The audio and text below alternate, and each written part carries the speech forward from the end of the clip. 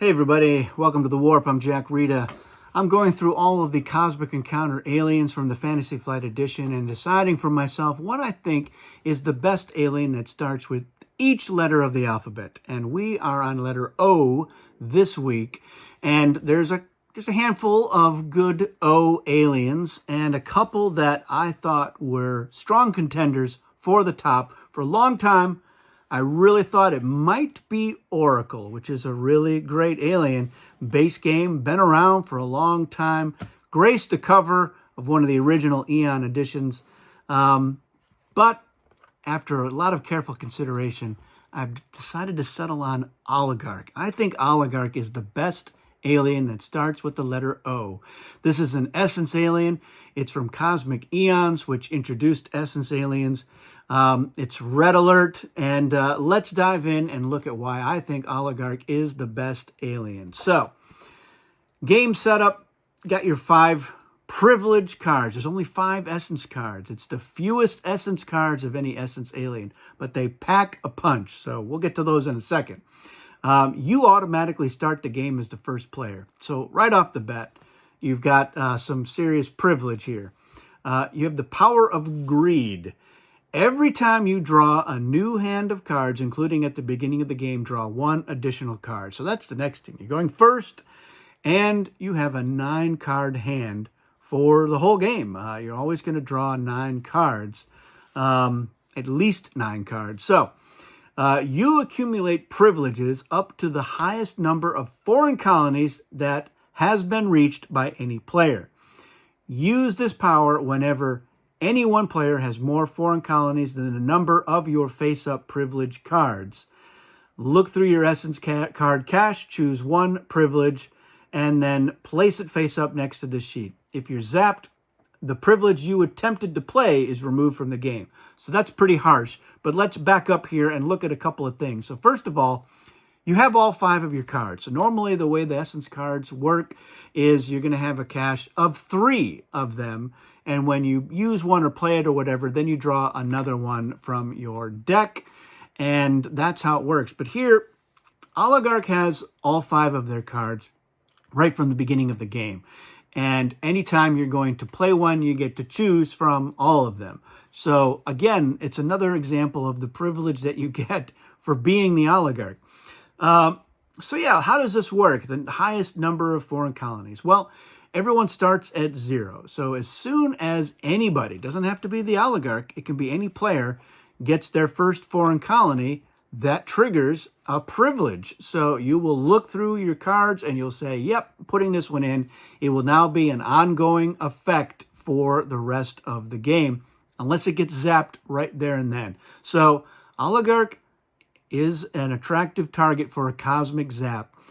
You don't want Oligarch to get a lot of these privileges out, but they'll be getting a lot of them out because eventually people are going to be getting more and more foreign colonies. So at this point, let's take a look at what the 5 privileges are. So we're going to start with number 1, the compensation control privilege. So when you, as Oligarch, should collect compensation, collect 2 more compensation. So you're always getting 2 more. You lost 2 ships to compensation to negotiate against an attack. You're getting 4 cards from the other main player.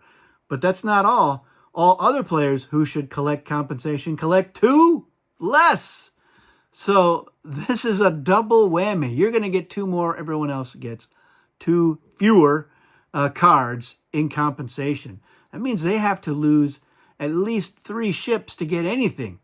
So that's a big deal. And that's a fun one. I like to start off with that one, but you might have some other ideas.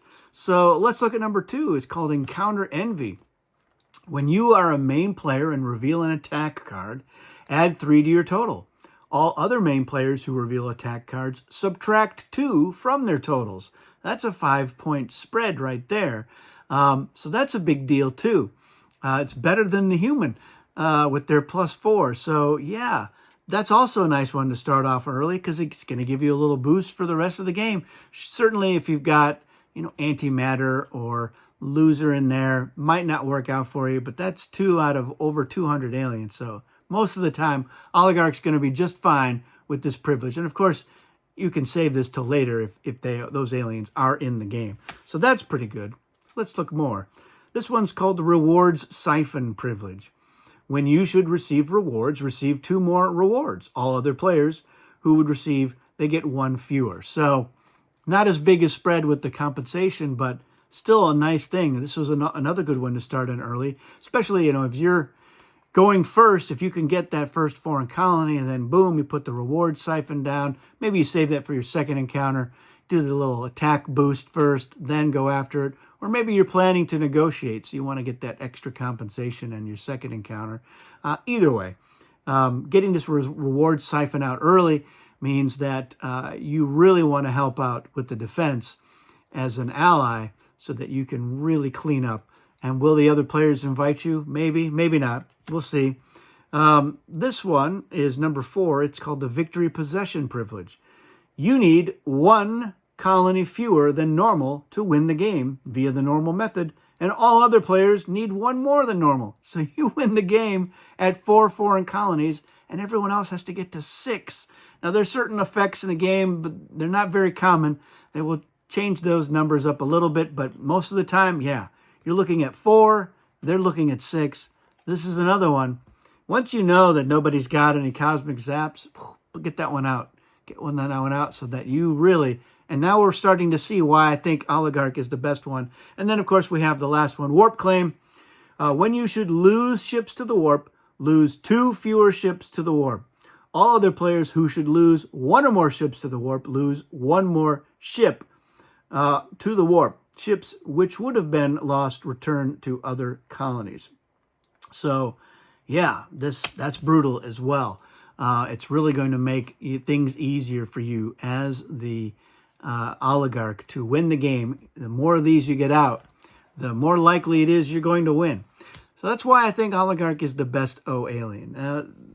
Oracle is great. It's a great hand management alien. You know when to cut your losses. You're going to see what card the other main player is playing. But it is main player only.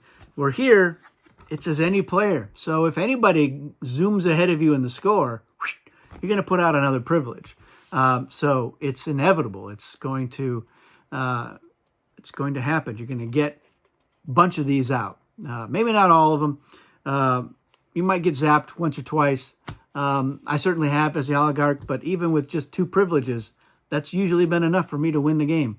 I have not won a game of Cosmic Encounter as Oligarch. And I've only played it, I think, 3 or 4 times. But yeah, every time I'm a winner. Not always by myself, but usually I'm able to pull that off just because get all those privileges out. So that is my wisdom here on the letter O for Cosmic Encounter. Let me know in the comments. Do you think Oligarch is the best O alien? Do you think there's another one that's better? Make your case. Certainly happy to have that discussion. Like I said, Oracle came in close.